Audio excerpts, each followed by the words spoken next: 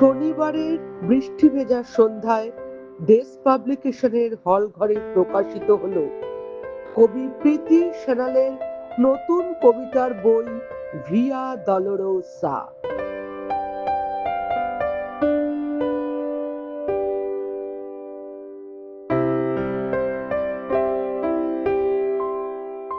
এই উপলক্ষে সেদিন ওখানে উপস্থিত হয়েছিলেন বিভিন্ন স্বনামধন্য বিশিষ্ট গুণীজন ও আমন্ত্রিত লেখক কবিরা।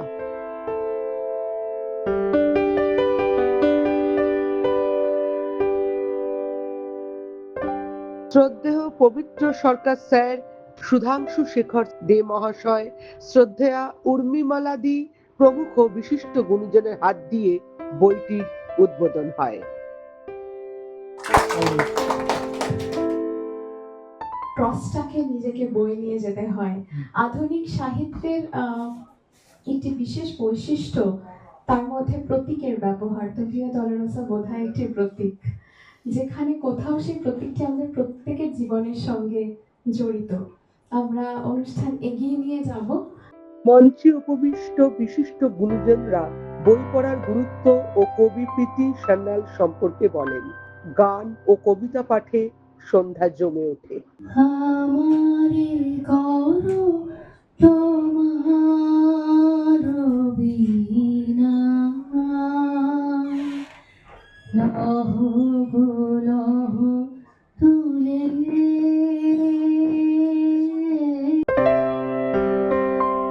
ভিও দলোরেসা ও তার সৃষ্টি সম্পর্কে লেখিকা প্রীতি সান্যাল পাঠকদের কাছে তুলে ধরেন তার কথামালা। আমার স্বামী ডক্টর সান্যাল, বিকাশ সান্যাল আমার সামনে বসে আছেন। ওনাকে ধন্যবাদ না দিতে পারবো না, কারণ সারা পৃথিবীতে তো ঘুরে যায় না। যেটুকু ঘুরেছে ওনার কর্মসূত্রে। উনি কাজ করতেন, আমি বেড়াতাম। তবে এমন এমন জায়গায় গেছি যেখানে সাধারণত টুরিস্টরা যায় না। যেমন কে যাবেন আপনারা বলুন তো? ত্রিনিদাদে অনেকেই যাবেন, কিন্তু ক্যামেরুনের জঙ্গলে কে যাবেন? যাবেন না তো। সেই জন্য এটা টুরিস্টিক বই ছিল না আমার। যেটা ভিয়া দলোরোসার কথা সেই বেড়ানোতেই আসছে। ডক্টর সান্যালের মিশন ছিল খুব ইন্টারেস্টিং। উনি অ্যারাব স্টেটদের নিয়ে এডুকেশন প্ল্যানার, উনি এডুকেশন প্ল্যানিংয়ের জন্য কাজ করতে গেছেন। আমিও সঙ্গে সঙ্গে গেছি, কিন্তু আমার ইচ্ছে যে পুরো আমি প্যালেস্টাইন এবং ইসরায়েল ঘুরে দেখবো। উনি যখন কাজ করতেন, আমার সাহস একটু বেশি, আমি বেরিয়ে যেতাম। বেরিয়ে গিয়ে ইসরায়েলের সাইডে আমি পাস নিতাম, অর্থাৎ অ্যারাব সাইড দিয়ে ঢুকে একটা গলির মধ্যে দিয়ে, যেখানে অ্যারাব লোকেরা আমার দিকে তাকাচ্ছে, ভাবছে সেলার কামিজ পরা, অথচ কপালে একটা টিপ, কী হতে পারে, বেশ সন্দিগ্ধভাবে তাকাতো। তারপরে আমি ঝুপ করে গিয়ে ইসরায়েলের সাইডে যখন যেতাম, তখন সেখানে প্রহরীরা আমার কার্ড দেখতো, সন্দিগ্ধভাবে ভাবতো এই আরাম মেয়েটা এখানে কোথায় যাবে। এইভাবে আমার প্যালেস্টাইন দেখা। প্যালেস্টাইনে যখন আমরা যীশু খ্রিস্টের বেথলেহেমে গিয়ে যীশু খ্রিস্টের জন্মস্থানে, সেখানে বাধ্য হবেন আপনি নত হতে। এমনই পাহাড়ের গুহা যে মাথার উপর দাঁড়ালেই গুহাতে ঠকাস। তো নত তো হবই, কিন্তু নত হতে বাধ্য হবেন। ওইটা দেখার পর একটা মনের মধ্যে একটা আলোড়ন আসে। আপনি বিশ্বাস করুন কি অবিশ্বাসী থাকুন, যে কোনো ধর্মেরই হন, একজন পবিত্র মানুষের জন্মস্থান যেটা দেখে একটা অনুভূতি হয়। তারপরে বেরিয়ে আমরা সোজা গাড়ি নিয়ে আসছি জেরুজালেমের দিকে। আমি পলিটিক্যাল ব্যাপারগুলো কিছু বলছি না, তখন ঘটছে। জেরুজালেমে এসেই আমরা দেখি, আমি দেখতে পাচ্ছি ড্রাইভার গাইড আমাদের নিয়ে যাচ্ছে একটা গলি দিয়ে। গলিতে নাম লেখা ভিয়া দলোরোসা। আমি বললাম এখানে কেন যাচ্ছ? বলে তুমি জানো এই রাস্তাটা?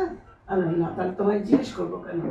বলে এই রাস্তা দিয়ে যীশু খ্রিস্ট ক্রস বহন করে কাঁধে 18 বার পড়ে গেছিলেন। পড়ে উনি যাচ্ছিলেন গলগোথার দিকে, যেখানে উনি ক্রুশবিদ্ধ হবেন। এই রাস্তাটার নাম হচ্ছে ভিয়া দলোরোসা, বেদনার পথ। তো এটা আমাকে খুব আলোড়িত করেছিল। মানে যিশু যেখানে ভূমিষ্ঠ হয়েছেন, সেই শিশু যিশু এত দূর তাকে আসতে হয়েছে শুধু মরবার জন্য। এই রাস্তাটা একটা তীর্থ পথ, অনেকে এখানে তীর্থের জন্য আসেন। সরু দেওয়াল দুদিকে শ্যাওলা পড়া, তাতে নখের আঁচড়। গাইড বলছে, গাইডে তো অনেক কিছু বলে থাকে, আমরা বিশ্বাস করি বা না বিশ্বাস করি। তখন আমি বিশ্বাস করতে মনে হচ্ছিল আমি বিশ্বাস করি। নখের আঁচড়ে তা, অর্থাৎ যিশুর শিষ্যেরা তারা ওনার পেছন পেছন কাঁপতে কাঁপতে যাচ্ছে, আর যিশু কাঁধে ক্রস। তো সেই আঁচড়গুলো নাকি ওই শিষ্যদের দুঃখ বেদনার দাগ। আর পেছনে ছিল রোমান সৈন্যরা, চিৎকার করে কাঁদতেও পারছে না। এই হচ্ছে ভিয়া দলোরেসার রাস্তাটা। তো আমার কবিতার নাম আমি কি রাখবো এই নিয়ে বেশ ভাবনা চিন্তায় পড়েছিলাম, কারণ কবিতা সমগ্র বলে আমার একটা বই দিয়েছি, সেটাও রাখা যাবে না। তো একটি ছেলের নাম আমাকে করতেই হবে, যে লেজে আছে তিমির বরণ, না তিমির বরণ ঘোষ। সে বলে ভিয়া দলোরেসা রেখে নেন। বললাম সে কি রে, কে তো বুঝবে না, বলো গুগল আছে, গুগলে দেখে নেবে। তো আমার মনে হয় গুগল কেউ দেখেনি, কারণ আমি বইটা ল্যাপেই ছোট্ট করে রেখে দিয়েছিলাম আমার অনুভূতি। এই হচ্ছে ভিয়া দলোরেসার ইতিহাস, বেদনার পথ, যে বেদনার পথে আমাদের প্রত্যেককেই, যীশু খ্রিস্ট ছাড়াও প্রত্যেকেই কখনো কখনো আমাদের হাঁটতে হয়। এই হচ্ছে আমার বইটার আসল বক্তব্য। মাননীয় পবিত্র সরকার স্যার তার মূল্যবান বক্তব্য তুলে ধরেন সকল দর্শক ও পাঠক বর্গের কাছে। প্রীতি হচ্ছে বহরমপুরের মেয়ে। বহরমপুর সম্বন্ধে আমার একটা খুব দুর্বলতা আছে। দুর্বলতার কারণ আর কিছুই না, আমার স্ত্রী বহরম মৈত্রেয়ী বহরমপুর কলেজে পড়তেন, বহরমপুর কলেজে পড়িয়েছেন কিছুদিন। ফলে বহরমপুর সম্বন্ধে এইটা আমার খুব দুর্বলতার জায়গা। প্রীতি তার একটু 2-1 বছরের তলায় পড়তো, ইতিহাসে পড়তো। বহরমপুরে এখন আমার অনেক প্রিয়জন আছেন বহরমপুরে। আর কবি বলে তো আলাদা একটা সম্মান এবং ভালোবাসা দাবি করে, আর কবিতা লিখে চলেছে।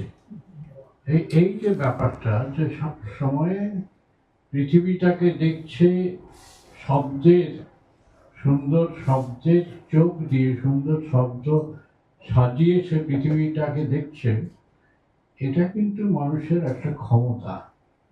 আমি বিশেষ করে মেয়েদের সৃষ্টির জায়গাটা তো অনেকভাবে আমরা সংকীর্ণ করে রেখেছি আমরা পুরুষেরা।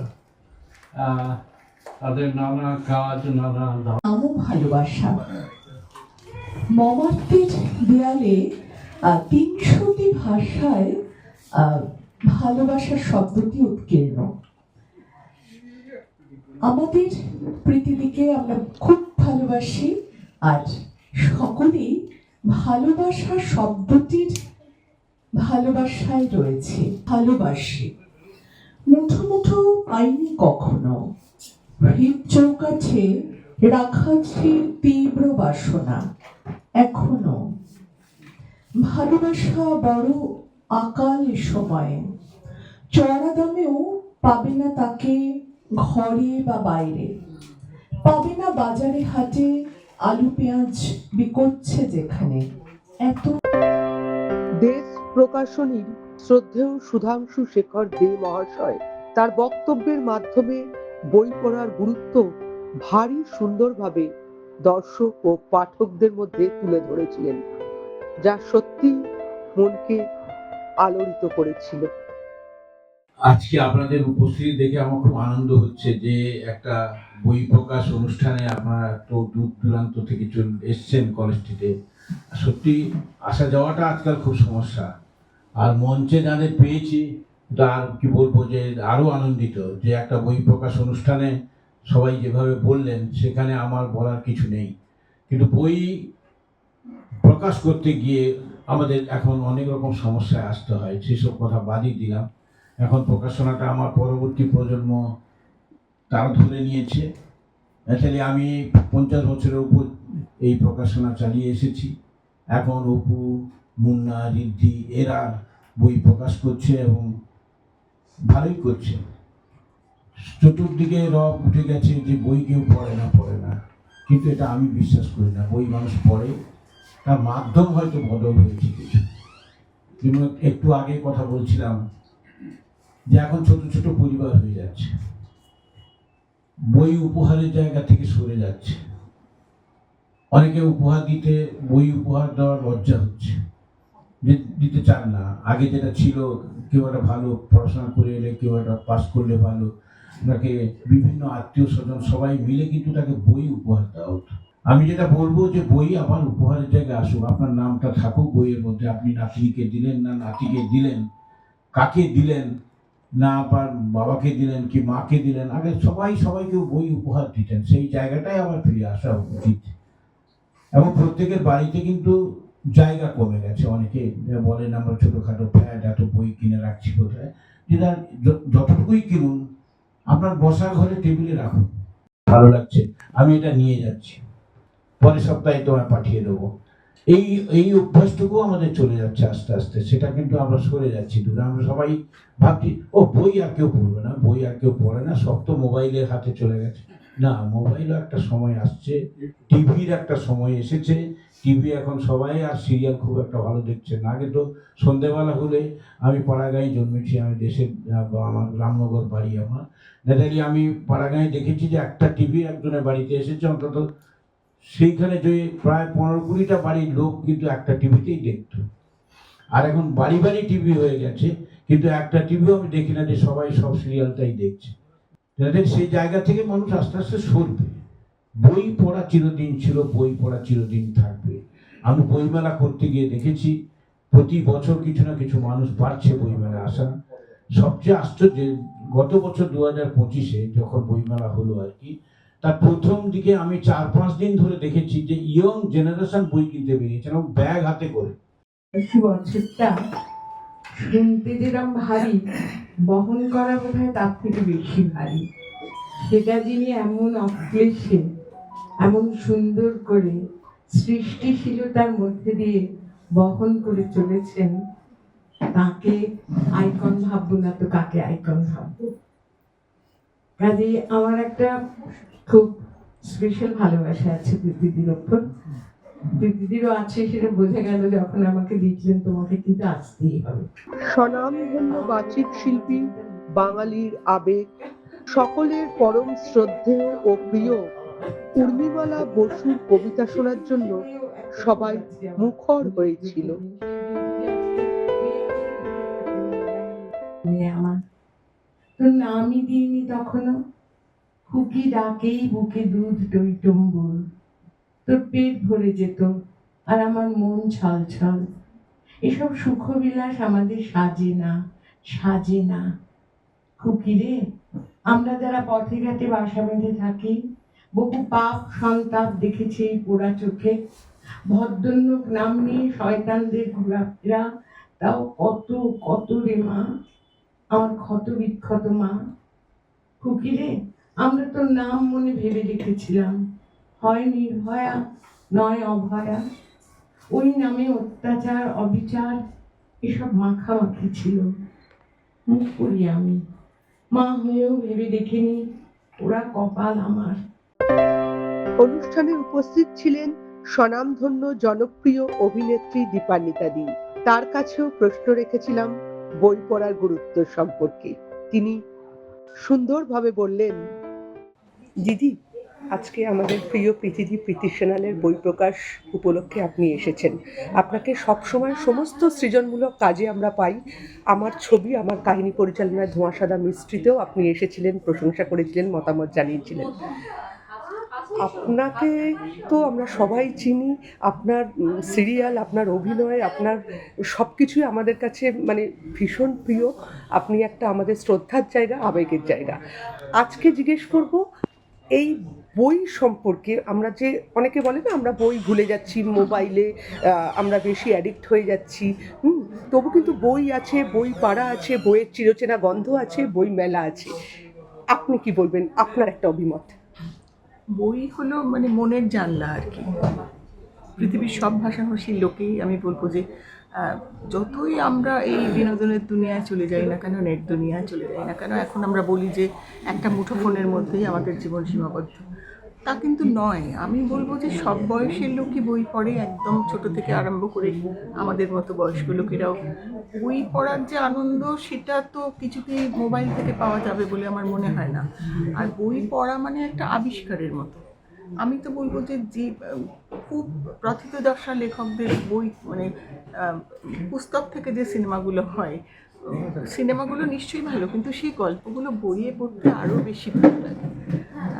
বইয়ের যে গন্ধ, হ্যাঁ, সেটা তো কিছুতেই পাওয়া যাবে না সেটা। আর আরও একটা কথা হলো, বই মানুষের মনকে শান্ত করে। অনেকে যে জন্য ঘুমোবার সময় বই না পড়ে ঘুম আসে না, আমি তো কিছুতেই একটা বইয়ের দুলাইন না পড়ে কিছুতেই ঘুমোতে পারবো না আজও এই বয়সে। এইটা গেল 1 নম্বর। বইয়ের আনন্দ আলাদা, এর সঙ্গে কোনো কিছুরই তুলনা হবে না, সেটা যাই হোক না কেন। আমি একটা ছোট্ট কথা বলছি। আমার নাতি, দুজন নাতি, একজন 16+, একজন 13+। তারা বিদেশি মেয়ের বিয়ে হয়েছে লন্ডনে, born and brought up. Bangla বলতে পারে না, কিন্তু বুঝতে পারে, একেবারেই বলতে পারে না। হ্যাঁ, তো আমি এবারে যখন গিয়েছিলাম, আমি বঙ্কুবাবুর বন্ধু সত্যজিৎ রায়ের যে ছোট গল্পটা, আমার মনে হলো যে ওদের ওটা ভীষণ ভালো লাগবে। তো আমি বললাম, দেখো আমি বাংলাতেই পড়ছি, তোমাদের কোথাও বুঝতে অসুবিধা হলে আমাকে বলে। ওরা কিন্তু দুজনেই উঠলো না, একবারও উঠলো না। মাঝে মাঝে 2-1 কথার মানে জিজ্ঞেস করেছে। লাঞ্চের সময় হয়ে গিয়েছিল, ওখানে তো মেয়ে নিজেই রান্নাবান্না করে, 3-4 বার ডেকেও কিন্তু কিছুতেই তাদের ওঠানো গেল না। তো আমার মনে হয় এইটাতেই বইয়ের কথা সম্পূর্ণভাবে প্রকাশ পাবে। বেথলেহেমের শিশু যিশুর আলোর রশ্মি ধরে পৃথিবীতে নেমে আসা মলিন গোয়াল ঘরে শয্যাটি, সেইখানে নতজলে প্রণাম জানিয়ে ফিরছি জেরুজালেমের দিকে। বুকের ভেতর দ্রিমি দ্রিমি আর্তনাদ, ভিয়া ডলোরেসা। ভারী ক্রস বহন করে চলেছেন খ্রিস্ট, বদ্ধভূমির দিকে মুখে ক্লিষ্ট ছাপ, 2 চোখ আকাশে। কি প্রার্থনা কার কাছে, পরম পিতা সে। ভিয়া ডলোরেসা, আমিও হেঁটেছি সেই পথে। টুরিস্টের পায়ে অন্য অনেকের মতো দুঃখের পথ, দুধারে দেয়ালে বেদনা আঁচড়। আজও অক্ষত শিষ্য অনুগামী যারা, তাদের চোখের জলে ভেজা নিঃশব্দ কান্না, শ্যাওলা জীর্ণ দেয়াল। বই প্রকাশ অনুষ্ঠানে অনেক লেখক ও কবি কবিতা পাঠ করে অনুষ্ঠানটাকে আরো উজ্জ্বল করে তুলেছিল। প্রত্যেকেই প্রীতিদির লেখা কবিতার বই থেকে প্রীতিদি রচিত কবিতা পাঠ করেছিল এবং বলা বাহুল্য তা পাঠকদের যথেষ্ট মুগ্ধ করেছিল। নতুন বই ভিয়া ডলোরেসার জন্য এর আগের বইটিও আমার পাওয়ার সৌভাগ্য হয়েছিল। সব দিকেই পৃথিবী, অপূর্ব গদ্য লিখন প্রীতিদির। আর প্রীতিদি গদ্য এবং কবিতা দুটোতেই সমান দক্ষ। ভিয়া ডলোরেসা কবিতাটা আমি প্রীতিদির ফেসবুকে পড়েছিলাম, মুগ্ধ হয়েছিলাম। আমার একটাও নদী নেই, সমুদ্র অনেক জমিয়ে রেখেছি। সেই জমানো ভান্ডার থেকে তরুণ তরুণী তোমাদের বিলি করে দেব 7 সমুদ্রের ঢেউয়ের রোমাঞ্চ ছোবল। প্যাসিফিকে একলা সাঁতার, নীল নির্জনে ফিজি সৈকত, শুধু আদিবাসী মেয়েটি ধূমপান করছে নারকেল গাছের হেলানো গুঁড়িতে। আমাকে দেখছে সে সুরক্ষার চোখে। দেশ পাবলিকেশনস এর হলঘরে সেদিনের বই প্রকাশ অনুষ্ঠান বেশ জমে উঠেছিল গুণীজনের সমাগমে, আলাপচারিতায়, আড্ডায়, সাংস্কৃতিক অনুষ্ঠানে। সবার জন্য কুটিরামের মিষ্টি মুখের আয়োজন ছিল।